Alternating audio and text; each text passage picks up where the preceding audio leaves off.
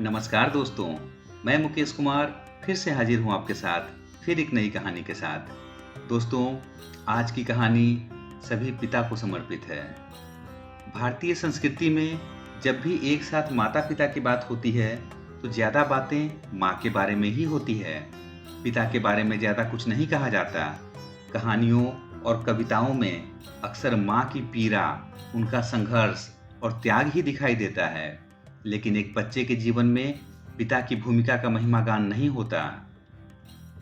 उज्जैन के मशहूर कवि स्वर्गीय डॉक्टर हरिओम व्यास ने माता और पिता दोनों की भूमिकाओं को काफी गहराई से शब्दों में पिरोया है। माँ संवेदना है तो पिता क्या है? पंडित ओम व्यास जी की वही इमोशनल कविता मैं आपके सामने पेश करने जा रहा हूँ। पिता जीवन है, संबल है, शक्ति है। पिता सृष्टि में निर्माण की अभिव्यक्ति है।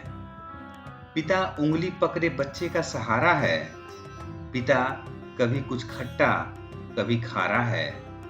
पिता पालन है, पोषण है, परिवार का अनुशासन है। पिता धौंस से चलने वाला प्रेम का प्रशासन है। पिता रोटी है, कपड़ा है, मकान है। पिता छोटे से परिंदे का बड़ा आसमान है। पिता अप्रदर्शित अनंत प्यार है।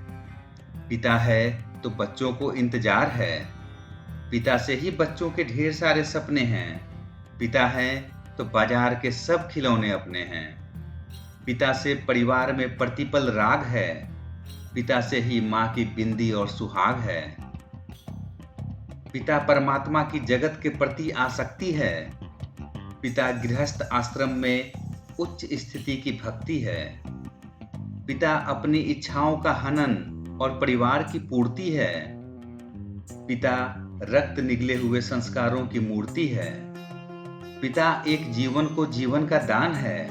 पिता दुनिया को दिखाने का एहसान है।